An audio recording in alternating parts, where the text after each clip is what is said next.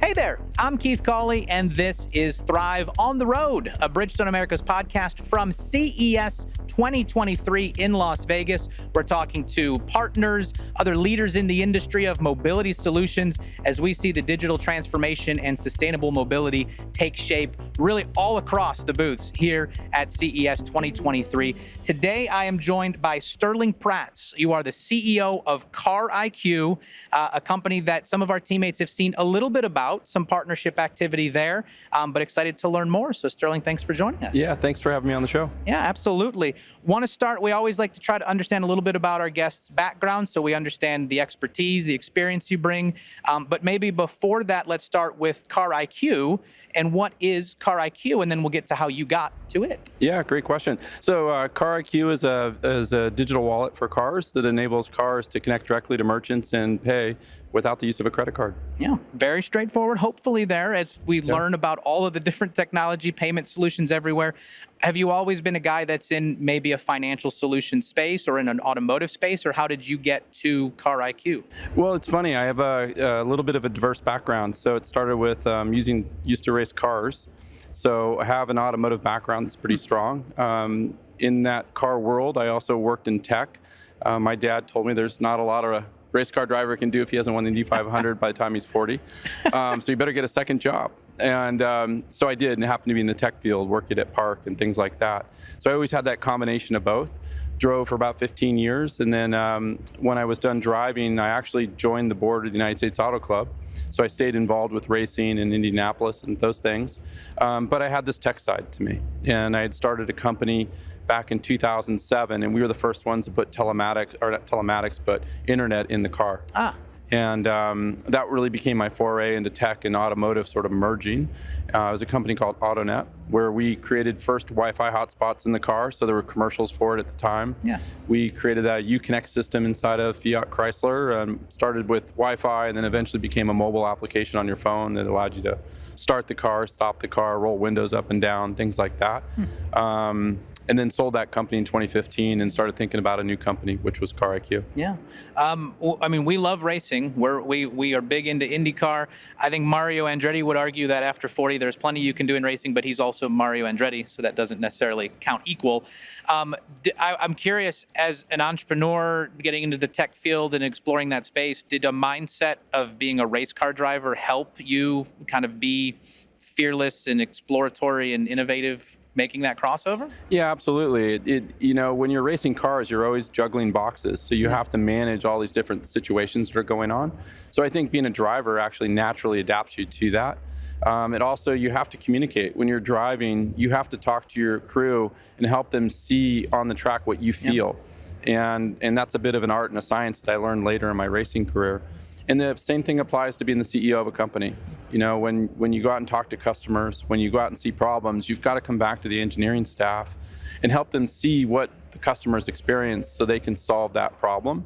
And that's exactly what we do and how we run Car IQ. Yeah. How did you then identify Car IQ as that next opportunity that needed to be solved? Yeah, that's kind of a funny one. I had time off from when I sold AutoNet. And I really thought about payments a lot, and I already knew a lot about technology in the car, telematics in the car. And I knew there was all this data in the car. But the thing that really frustrated me was I recognized that cars are just driving around looking for things to pay, and it's a massive market. But everybody uses a credit card, and that frustrated me. You had a card for gas, you had a card for tolls, which is usually a debit card, and you had cards for service and repair, and then maybe you had your online banking for insurance. And my thought was, why can't it just be one system? Why can't you just use the vehicle to communicate directly with the merchants and transact so all your payments go into one place? And you don't need all these credit cards or these payment types in place. And that became the formation of Car IQ. Yeah, well, it seems like, a limited scope of knowledge here, but there's obviously a wide spectrum of the transportation industry. that it could be applied in a lot of different areas. Are you cast a wide net on a ton of different types of vehicles and business platforms or business structures, or is it you're targeting one area to prove and then expand? Well, that's definitely the racer in me. It's hyper focus on one area and get it right, and then expand into other areas. You always have to be careful when you're starting something new to not eat with your eyes. So it's important to have a focal point, solve that problem, and then move on. For me, there was sort of two things that had to happen. One was I wanted to go after the credit card, but I realized the card actually wasn't the problem. It was that banks didn't trust cars to transact. So it turned out it was a little harder than I thought. They trust phones and just about everything else now, but cars we've got to put a pause on, apparently. Exactly. And so that was the one I had a hard time admitting to everyone. This might be a little tougher than I thought. But what we had figured out is we reverse engineered that and said, well, the real problem is there's no way for a bank to trust a car to transact. So we need to create a form of trust. Today, credit cards use a process called KYC, know your customer, knows everything about you when you go to transact. And we had to create that same sort of trust or that identity that a bank could use when a machine transacts. And so we figured it out, that there's all this data inside the vehicle and there's all this data around the vehicle. And if we could figure out how to take that data and put it into one place, we could send that to a bank and they can use that as a form of identity and verification. So essentially a bank would trust a car to be who it says it is. Fascinating. Yeah, I think it's things you don't think about until you get into those areas of space and then find out what are the flags that suddenly pop up, right? It's Absolutely. A lot more. It would seem that you would need to be working with a lot of external partners and people to make some of this happen. Collaborating with, I don't know, whether it's the vehicle platforms themselves or original equipment, automotive manufacturers, partners. Bridgestone, we are obviously interested from a financial solutions and the fleet management software perspective, I think. What do you need, or who do you need to be talking to and developing relationships with to kind of bring all of this puzzle piece together? Yeah, you kind of have two sides to that. You have the partner side of that program, which Bridgestone fits a huge role for us because you have a variety of things from credit to the BSRO stores to Azuga, which is your telematics platform. And of course, you're wrapping that around a mobility solution. And we feel like we fit right into the center of that. But the thing we need to start with first is, for us, it's fleets. We're very focused on fleets. How do we connect fleets and solve the problem of payments within them? You guys are experts in that. So we're starting to work with how do we make sure we can connect all the data platforms associated with cars, so Azuga, Geotab, things like that, which we're now doing. And the second part of that is who are the fleets we're talking to? We want to build, and are building right now, a really strong footprint with the fleets. We have some of the largest fleets now signing on to our platform saying, hey, we don't want to use a credit card anymore. We simply want to use one single payment form that we can send out and allow our drivers to purchase fuel, tolling, parking, insurance, service and repair. So the BSRO stores are really important to us as a second phase. Today it's connect that fleet and get them purchasing fuel and tolling and parking. And then tomorrow we want to send them into BSRO stores so they can purchase, tires, tune-ups, oil changes, whatever it is that you offer to those guys. Yeah, just extending it out. What is the response, I guess, is you maybe take this idea to people who manage fleets of different sizes or people who would be the prospective clients and customers? Do they think about this stuff already, or is this kind of an eye-opener for them? They do think about it, but they didn't know it was possible. Yeah. So today, fleets are forced to use a fuel card, and then they use a separate form of payment to pay for service and repair. They use a debit card maybe for tolling or ACH processes. So they already are inundated with multiple payment databases. And so for us, we simply can go to them and say, hey, look, here's a single form of payment for you. It emanates from the vehicle. You no longer have to distribute a credit card. No one has to enter a PIN number or anything like that. But the coolest part is you get all this data with it. So now they have visibility into their fleet. They know how many miles are in the car when it fills up. They know where it filled up, what time of day it filled up. They know the average miles per gallon when it's buying fuel. And then they know other things about that car. They know how long it's spent at a gas station, which is opening up other opportunities. We now have customers coming to us saying, hey, I really think it's cool to know that a car spent 19 minutes parked in front of our C-store at a gas station. Could I send them a QR code and buy them a free cup of coffee?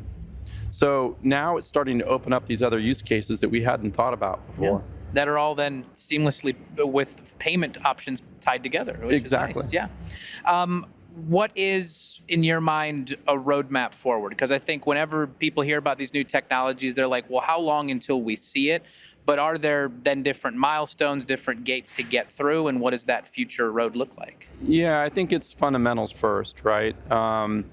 So we're already in the stage of, we've got hundreds of customers on the platform, we've done thousands in transactions on the platform. So we're very focused on fleets. We built trust at that point with the banks, right? We're good. Exactly. We have relationships now with major banks, major payment networks, and all of them now can accept a payment from a vehicle without using a credit card. So our focus is first go after the fleet market because they feel a lot of pain. You know, they have to distribute credit cards, they suffer from fraud, things that we can eliminate. And then we want to go into the consumer market, but we'll do that through the OEMs.